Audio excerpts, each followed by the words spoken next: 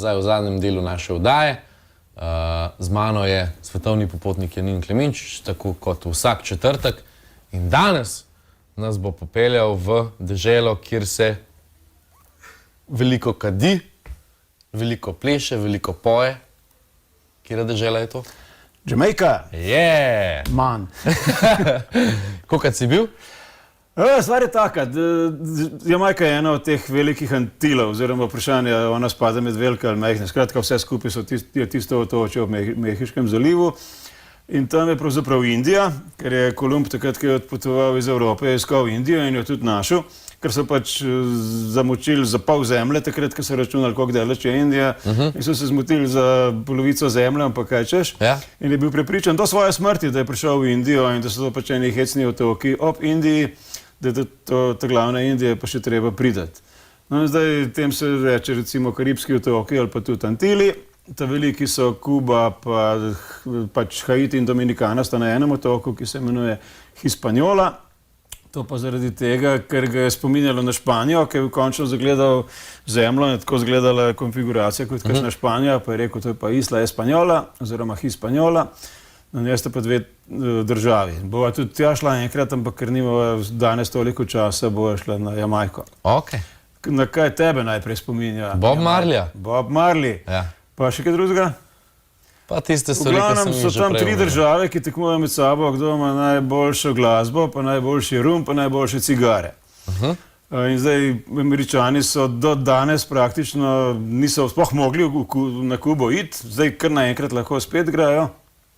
Američani so sploh neverjetno ljudstvo. Še ne tako dolgo nazaj so imeli v pasošu natisnjeno, da jim je prepovedano iti v Vietnam pa Iran recimo. Prav to je del uradnega pasoša in dejansko niso mogli na Kubo, če so se na pol razklali. Čeprav so nekateri kljub vsemu šli, ampak ne iz Amerike, ne? Razen seveda tistih Kubancev, ki so pač prišli iz Kube, bova enkrat drugič o tem govorila. No, z Jamajko pa podobno. Jamajka je pa spet ena od banana republik, tako kot je bila nekoč tudi Kuba. Ampak Jamajka je še vedno od banana republika, tako kot marsikaj v Srednji in Južni Ameriki, Kuba pa ni. Ampak tudi s Kubo bojo zdaj v kratkem, po mojem, navezali take bananovske stike. Se bojim, nažalost. Tako pač je. No pa pojva kar na video. Pogledati video. Se je zapeljala po Jamajki. Najprej pogledamo, kje smo. Se pravi, tam na levi je celina, med drugim Yucatan polotok, tam tisti krogec je Jamajka sama. Malo desno zgoraj je pa na desni Dominikana, zgoraj pa Kuba. Tako da vemo, kje smo. Tam čisto z vrha dol pa gleda Florida. No, začetek ne bo najbolj bleščeč. Za začetek tisto, kar človeku najprej pade v oči, ko pride v Kingston. Namreč precej umazano mesto, sicer zelo zabavni ljudje, ženske oblečene tako, kot jim pač paše, svoboda je kar precejšna, demokracija pač in moški seveda jasno tudi. Ni pa kakšna prav čista država in tudi smetarjev ni ne vem koliko pač razporejenih tam po mestu. Pa še ena zadeva je treba omeniti, ki jo mogoče ne vidiš prvi hip, ampak je dosti zanimiva. Namreč večinoma se ljudje pač takole v takih mestih ločijo potem, kdo navija za kateri klub. Ponovadi je to fuzbal, odvisno, v kateri državi si, ne. Ponekod je tudi bejzbol ali pa ameriški nogomet ali pa kaj takega. Tukaj se pa med drugim ločijo tudi potem, kako politično kam kdo pripada. In to kar po četrteh, recimo, Šiška je recimo konzervativna, Moste so liberalne in itak imajo samo dve partiji, tako kot posod v Ameriki, severni in južni. Dve partiji. Kaj misliš, kaj je tole? Gnezdo.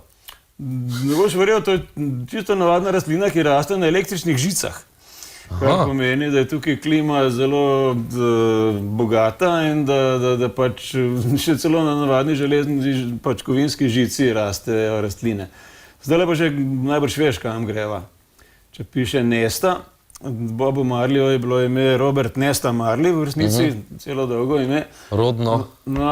A mogoče veš, kako se imenuje takale noša s temi dredi in vse to?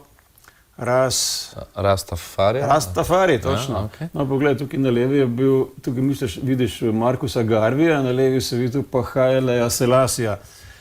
Cela zgodba je pa taka, pa še leva si videl tam, tako da imamo kompletno zgodbo tukaj.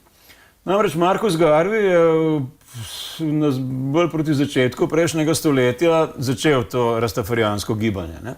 Vse skupaj je pravzaprav nekakšna parodija na krščanstvo. Namreč vse vrednote krščanske so približno obrnjene okrog, čeprav je cela teologija malo podobna. Tele možakari